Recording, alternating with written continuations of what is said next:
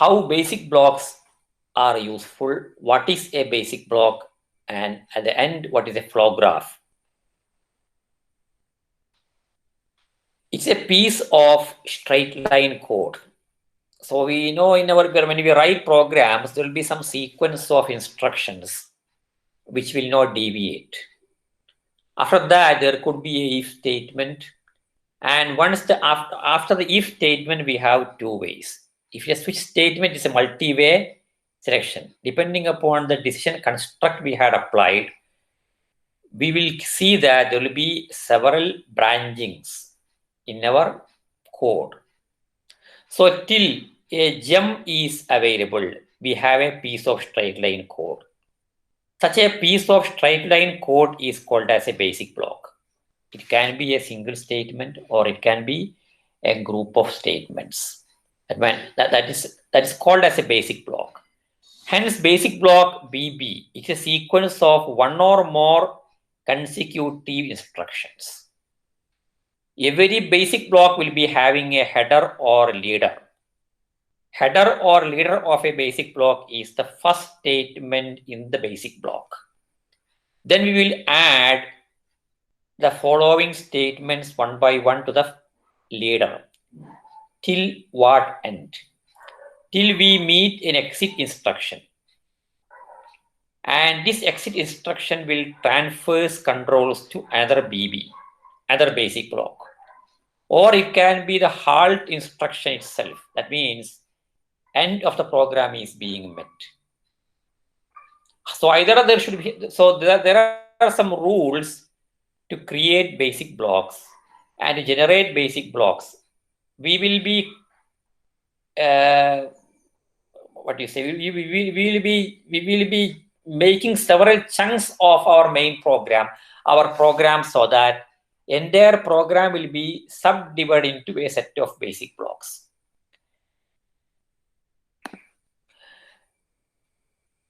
How this chunking can be done of 3 address statements, say, to basic blocks. So we can begin with the first instruction of our program. So see here, until we see a jump, we can finish a block. So we can see that here we have 3 instructions. So first set of here x, this statement x equal to a into 5. It is the leader or header for this basic block. Then we'll keep on adding till when, until we meet a jump. So till we meet a go-to statement. It can be a conditional go-to or unconditional go-to.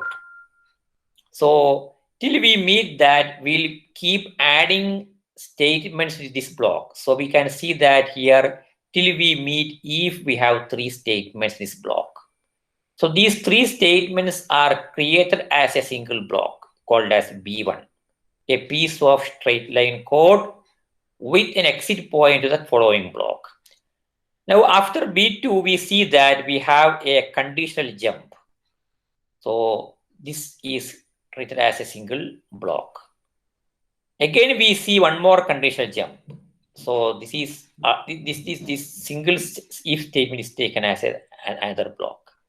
It is followed by one more block. Then we have these 2 blocks also. So this ends. This process will be continued until a go-to statement is met, or a conditional jump is met, or a label is there on the following instruction. That means, see, suppose that after this statement, we had a statement with a label.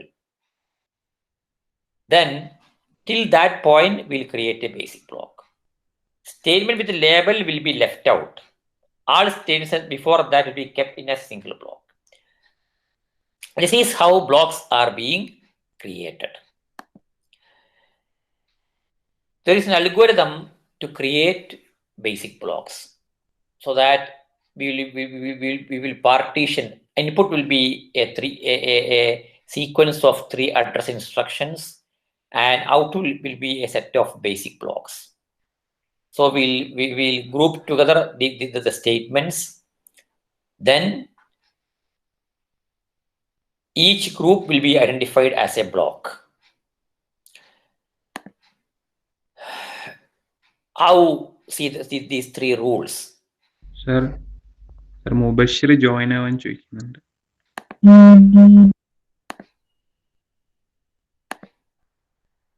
First instruction in the code, it will be a leader. So initially we had to start from the first instruction. So now the thing is that to generate a basic block, there has to be a leader. What is a leader? Leader is the first instruction in a basic block. Now, how to identify a leader? First rule is that the first instruction in the given code is a leader. That's natural. Second one, any instruction that is a target of a conditional or unconditional jump is a leader. If a less than 0, go to say input. Input is a label. This input will be an address to some place where an instruction is stored, and that instruction is also a leader. Now, any instruction that immediately follows a conditional or unconditional jump is also a leader. So these three rules will help us to find out leaders. What we will do then?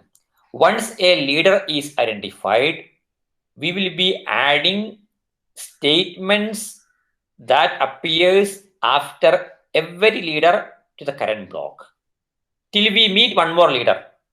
So till suppose that first we start, we get a leader.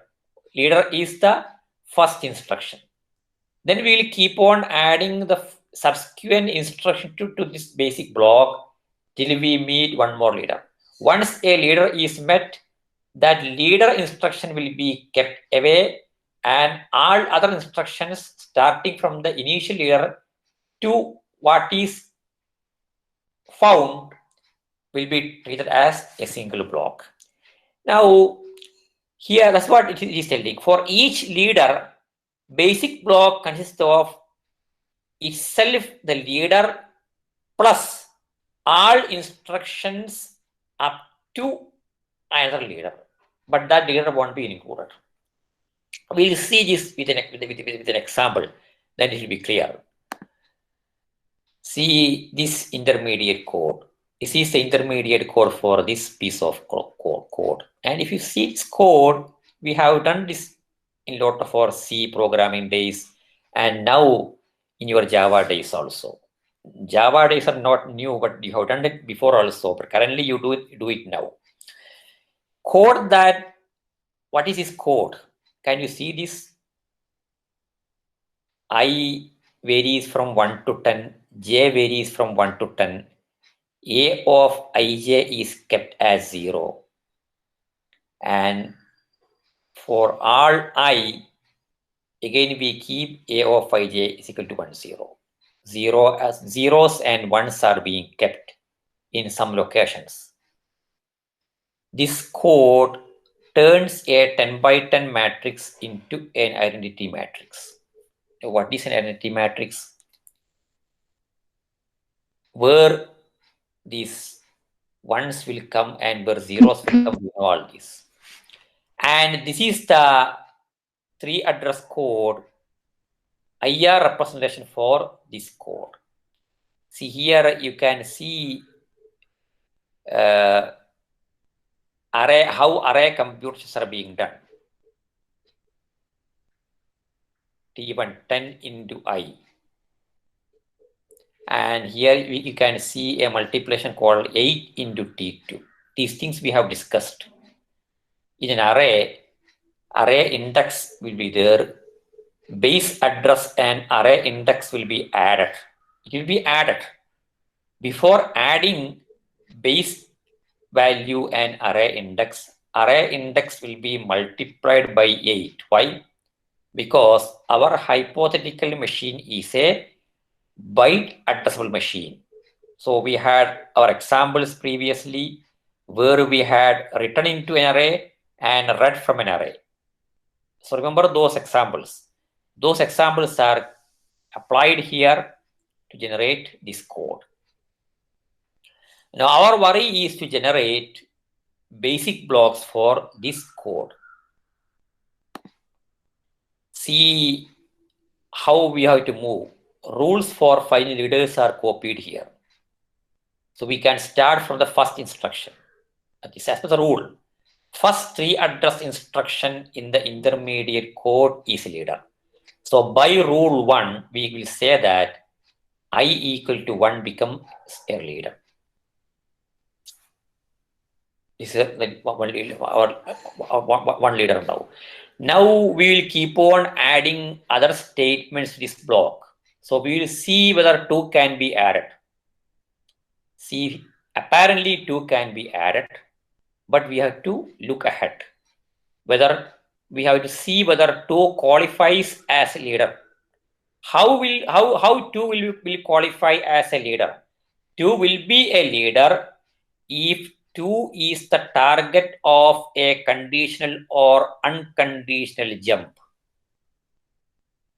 See the second rule. 2 will be instruction 2 will be a leader if it is the target of a conditional or unconditional jump. Simply speaking, there should not be a statement called as go to 2. If after if or simply go to. If go to 2 is there anywhere here, then 2 becomes a leader. That's what rule number 2 says. So if you see, if you move further, you can see that there is a go to 2 here. This part is immaterial for us. We'll see this part. Go to 2 is there. So as per rule number 2, now instruction 2 becomes a leader. That means we have to stop here. This is one basic block. So one basic block is created. Leader of the block, leaders are marked in red color. So one basic block we have created. In this block we have only one instruction, and that is the leader also. We'll see the second one. Now we'll see that we have this instruction now 2, and we saw that 2 is a leader because it is a target of a unconditional. It's a target for a conditional go to. Target of a conditional or unconditional jump. So this is a conditional jump. So 2 becomes the second basic block. 2 is basic block. Now 2 became a basic block because of rule number 2. Can we add 3 to 2? What we have to see? Again, we will see 3 is not the first address. So rule number 1 can be only applied here. We will see whether rule number 2 or 3 can be applied. What is again rule number 2? There should not be a statement called go to 3. Go to 3. C9 go to 3. That means 3 is a leader. Since 3 is a leader, we cannot add this instruction to this basic block, the second basic block.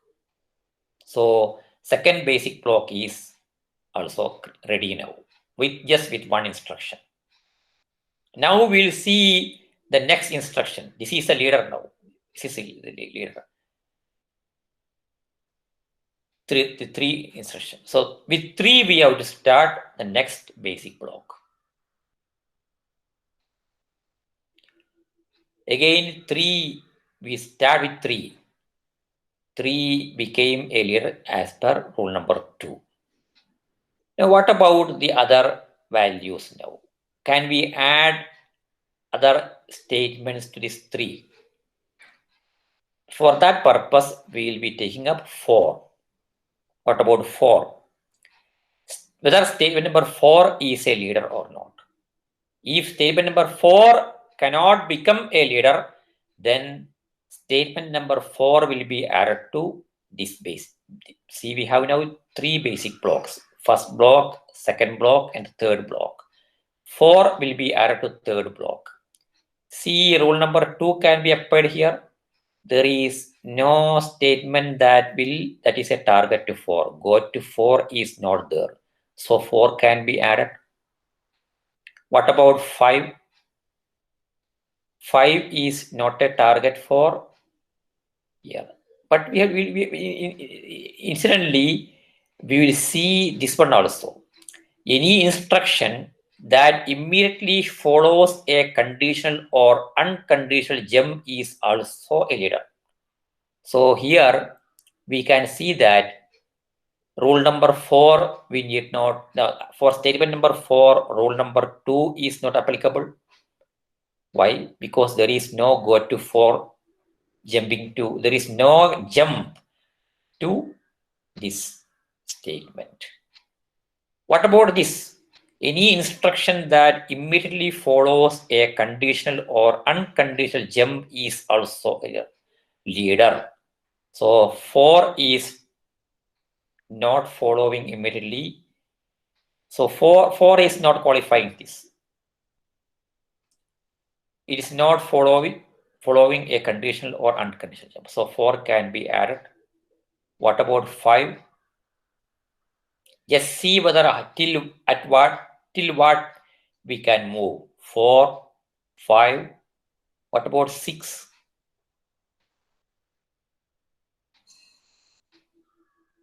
Can we add 7 now? So if we look at these rules, and once you identify a leader, we have to attach these statements. See till this statement.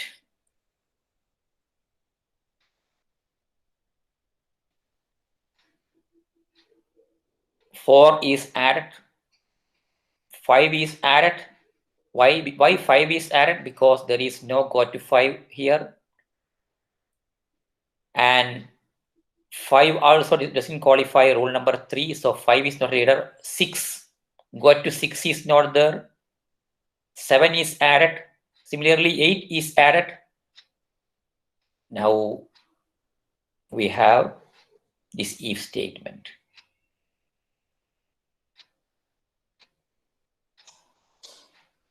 So any instruction that is a target of a conditional or unconditional jump is a leader.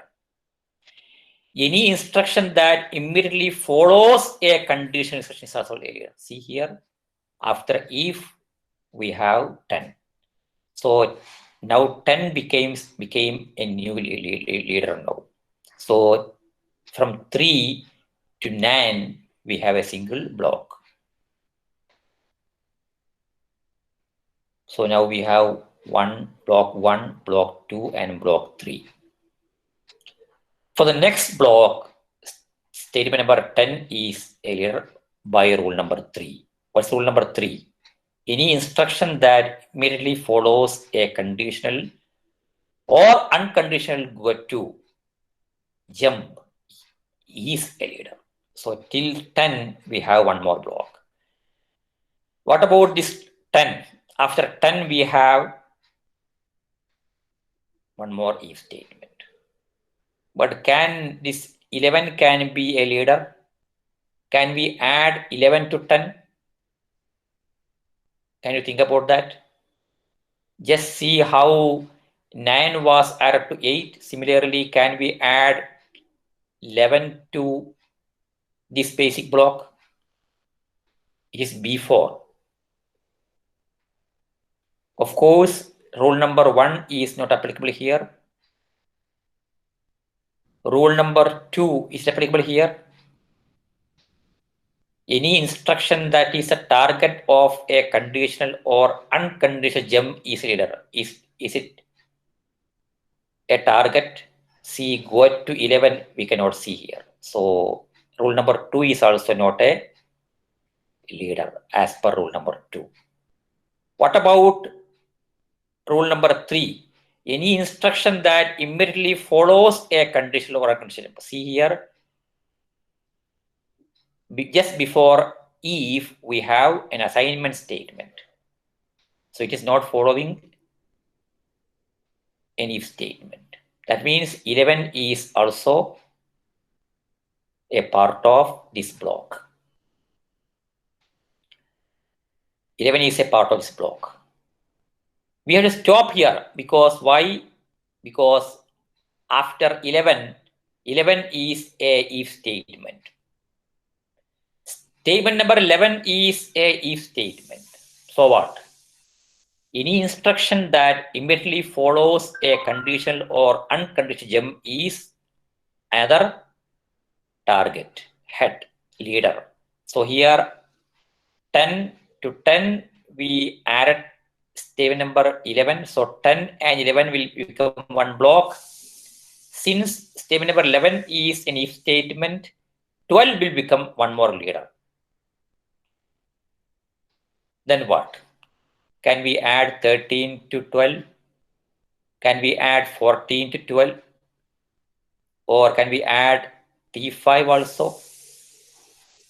So we can see that 13 is not a target. Is it target? Yes. See here, go to 13. Go to 13 is there. That means 13 becomes a leader now. So 12 is a leader. Similarly, 13 is also a leader. How 13 became a leader? Because of this go to statement. Now, after 13, can we add 14? So we'll see whether a go to 14 is there somewhere. No, there is no go to 14. And 14 is also not preceded by any if statement. So 14 can be added.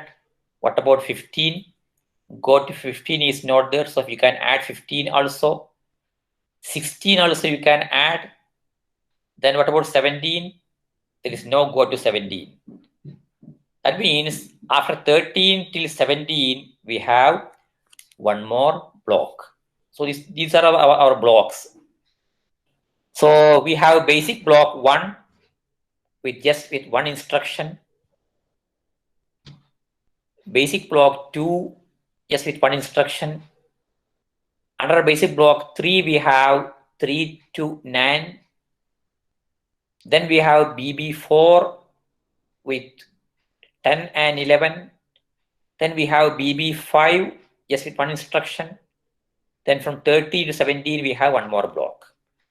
So this is the process of creating basic blocks with these 3 rules for identifying leaders. So you can see that here the critical decision is about determining whether a leader or not. Once an instruction is identified as a leader, then beginning from that instruction, a new block will be created.